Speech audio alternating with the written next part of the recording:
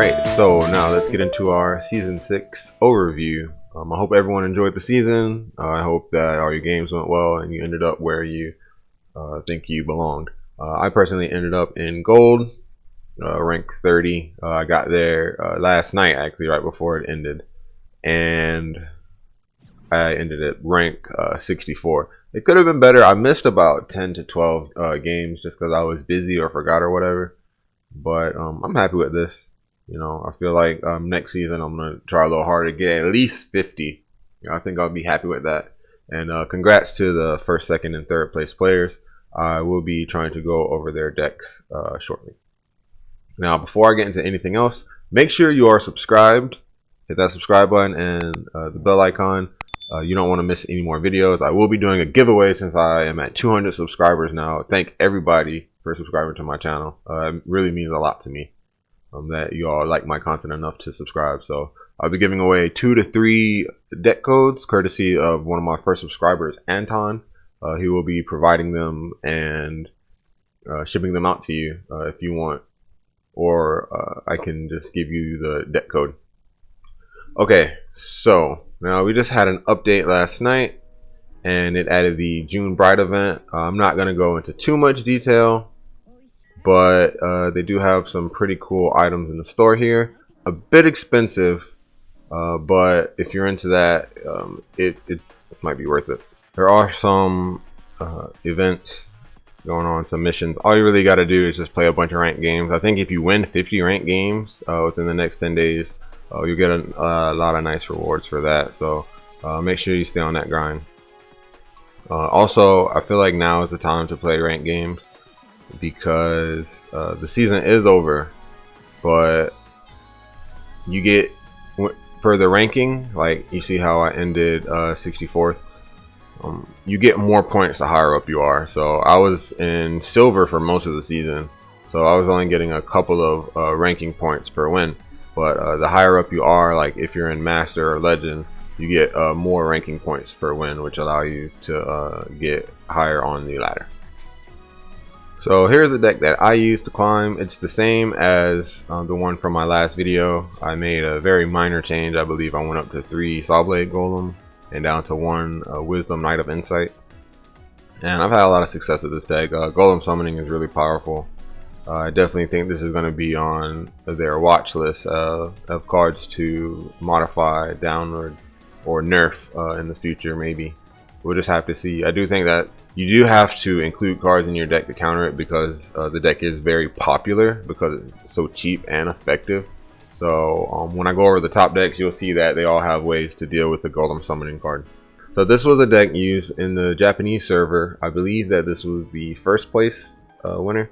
So the person that came in first used this, and it is a green deck. It's not red like a lot of people think. The red deck is really popular, but if you know what you're doing, you can build a deck that's strong and also won't lose to that red deck, which is really popular. So as you can see here, this deck revolves around the twin horn tree folk, and they're also using the tree folk summoner to give it pierce. There's also the Ethereal Giant. This card is also Ethereal Giant. We don't have it on global because it's in the Sword Art Online collaboration, but it's the exact same thing as Ethereal Giant. And this card makes anything with 1,000 or less power unable to attack, block, or move. So you can have out your Twin Horn, which has 1,500 power, so it's unaffected by it. And then you drop this Ethereal Giant, and then pretty much anything will be unable to block it, and you just go in and swing for game. There's also the Tree Folk that this card summons will give him Pierce because it is a Tree Folk, and it'll deal a lot of wolf damage in one swing. Some things to notice about this deck: it uses the Curon Force, which is proven time and time again to be very powerful. Reducing the basic cost of your magic by 2 is really good. As you can see, they're using the Crest of Guidance here to ramp up 2 Village Girls to get the mana up really quick, and they're using 3 copies of Gift, which give you, I believe it gives you a green mana in your mana pool. One other card that they're using is Baby Cactus, which is really nice. It lets you search a magic from your deck with a cost of 2 or less, I believe. And you can tell that this deck can combat the red deck because it's using 3 copies of Arrow Wall, which reduces the damage to your life by 1. The golems have 1 DP, so you can just play that and they won't be able to damage you, and you can search it out with the baby cactus. Also, it includes the Minotaur Force, which reduces the damage to your life from your opponent's minions by 1. So they can't really rush you down.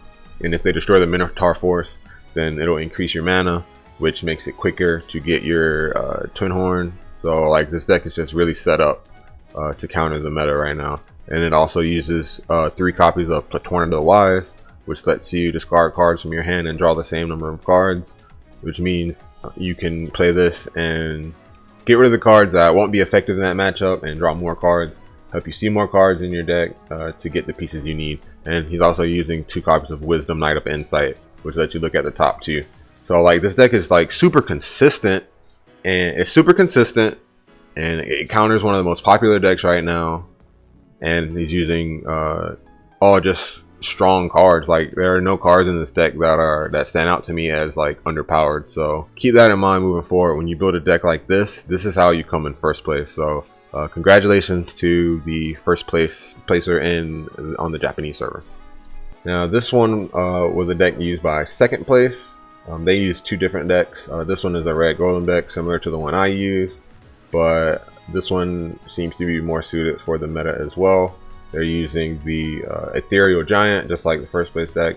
I'm not sure why they use this, because like I said, when you have this out, cards with 1,000 or less power can't attack, block, or move, and that's like pretty much every card in your deck. But now that I'm thinking about it, if you use your golem summoning, like your golems, to destroy their forces, you can, when you get to 9 mana, you can just play this guy, and since they don't have any forces, he can attack directly. And I'm pretty sure everything will have less than 1,000 power. So that's just 3 damage that they can't stop unless they're using white or purple. They can definitely get rid of that with flash timing, but everything else will really be hard to stop this. So that kind of makes sense here. They're also using Baldrad, which can remove anything and damage your force. And they're also using a copy of Alabaster, which it has charge, and when it attacks the opponent, it can deal 3 damage. So very interesting setup that they have here for their red evoker deck. So yeah, this one came in second place. So here's another deck that the second place player and the Japanese server used. He also used a white control deck.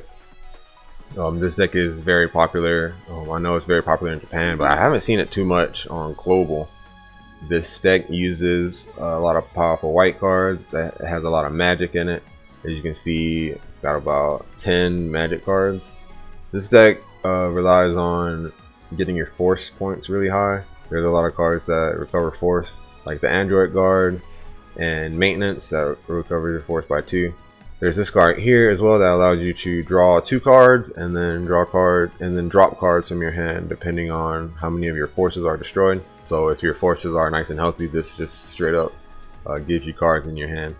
It also has 3 copies of X Cannon, which can banish anything without question, and 2 copies of Data Analysis, which will banish a card, and the rest of the copies from your opponent's deck.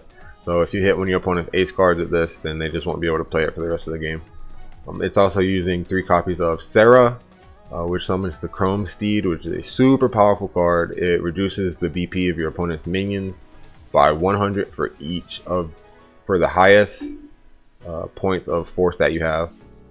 So you go around healing your force with the Android and Maintenance to get it up to 5, 6, 7 force points, and then you drop the Chrome Steed, and it'll deal like minus 700 BP to all your opponent's minions. And it also levels up from Android. So if you play an Android Guard, or if you play the Schneiden, the Android Swordsman, that levels it up as well. And you can just really take over a game with all of these powerful white cards. And at the top end, you have, I believe this was Rita the Divine, the one with Swoop that comes in and wipes away everything with 400 or less BP. And then there's the Hex God here from Revenant of the Sword pack that minus BP based off of your forces and gains life at the end of the turn. So once this card comes down, you've pretty much sealed up the game. It's also using the Chiron and Phoenix forces, which time and time again have proven to be some of the best forces in the game. Make sure that if you want to improve at this game, you kind of take a look at their decks and see how they have them built. I know there are a lot of legends. This deck is using 8 legends and a lot of epics, but if you use your cards wisely and break, cards that aren't as good, and form cards that are good, you'll be able to make good decks. Let me know if you want to see a video on cards that you can break without really worrying, and what cards you should craft. So let me know if you want that. So now on the global server, this player actually came in second. I know it says they came in first, but this was before the third place played their games, and they ended up coming in first. I don't have their deck list available, but here's the player that came in second place. And they used a red deck, the red golem deck. And this one, as you can see, they included some counters to popular cards in the meta. So they're using 2 copies of the Charged Hippo, which when it attacks, you destroy all of your opponent's minions with 200 BP or less, which is really strong. The golems have 100 power, so this Charged Hippo really does a number on the golem decks. You can wipe out an entire field of the golem tokens. And it's also using 1 copy of the Virtuous Knight. Now, I know he is using the Phoenix Force, but the Virtuous Knight reads, when you have it out, players can only untap mana at the start of their turn. So if you have the Virtuous Knight out and your opponent ends their turn with the Phoenix Force, they will not untap any mana. So with Phoenix being super popular, this card shuts down those strategies. And I know when I'm using this deck, I always aim to destroy their Phoenix Force first to make it harder for them to play their cards on curve and still defend. But with a copy of the Virtuous Knight, you won't really have to do that too much. You can have them out and force your opponent to deal with it, or they're just not going to be able to untap. So that is really good. Congratulations to Cross for coming in second place with this deck. Here's one of my Twitter followers. They came in 34th on Global, which is really good. Congratulations to them. Mass, I don't know how to pronounce that, but they used a purple control deck. They said they had very good matchups across the board outside of red golem, which is interesting because they used 2 copies of Charged Hippo and a Dragonfly, and they also used 3 copies of Rita the Divine Shot, which are really good against the golem deck. So I guess that just goes to show you the power of the golem deck. He included tech cards in his deck to stop it, but he said he still had a bad matchup. So I don't think I've gone over purple control after the beta, but he's using evokers. Yami, the Conjurer, is really good, and he has a skeleton package to level them up. Cheap skeletons here, and he's using 3 copies of Lars because that card is amazing as well. He calls the deck Pollen Control. I'm not sure why, but I think Pollen might be his favorite card, and I don't blame him. Like, this card is actually really awesome. It's one of the best cards in the game in my opinion. So he's also using Pandemic to destroy all cards on the field. Destruction is really good with the Phoenix Force. And another thing, he's using the Ouroboros Force. Now, I think this force is pretty underrated. At the end of the turn, you switch all of your minions to active mode, and I think this one is really good with purple because they have a lot of cards that when destroyed effects. A card like Pirates of Thanatos, this card here, when it's destroyed, you draw a card. Now, you can attack with it, and normally you would not want to block something like this because you don't want your opponent to draw a card. But at the end of the turn, when you switch it to active mode, you can block with it, have it be destroyed, and still draw a card. And it kind of puts your opponent in an awkward position, knowing that you get the Wind Destroyed effect when you block it, and they will also be able to untap it at the end of the turn. So I can see a deck like this doing really good and placing really high. He also has 3 copies of Pandoria, which is nice. In this deck, okay, I understand Pandoria. Pandoria is better because it can also search out your boost minion, which can be used with this skeleton here to draw a lot of cards. I would suggest the Griffin on Lofty Treasures, but you don't really need that. Pandoria makes a good card as well. He's also using 3 copies of Violet Blaze, and this card is really good with the Phoenix Force. It costs 4 and it destroys any of your opponent's minions with a cost of 6 or less. So that hits a lot. paying 4 and hitting something that costs 6 mana is really good value. Also, if you have an Arcana minion out, so if you have out like Lars summon minion, if you have Andaros out, you'll be able to return a minion from your trash to your hand when you play the Violet Blade. Just continue to gain advantage over your opponent. So this is the deck that the 3rd place player used. I believe their name is Udon. I'll put their Twitter in the description below. And it's just a typical red golem deck with counters to the current meta, 1 copy of the Charged Hippo, and they're also using the Ethereal Giant and the Alabaster as well to end the game. So congratulations to Udon for coming in 3rd place on the US server, and they're also a subscriber of mine, and I believe they live in Japan. So thank you for subscribing to my channel, and keep up the good work, and hopefully you do even better next season. Alright, so that's it for today's video. Let's go ahead and end it by opening up a pack of Evolve. Best pack in my opinion. Make sure you hit that subscribe button along with that bell notification so you don't miss any more videos. I'm going to put some more videos up here, and I will see everyone in the next video. Thank you for watching. Just a rare.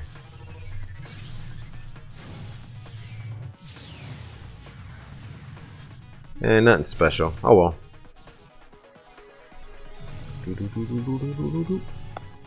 Yeah.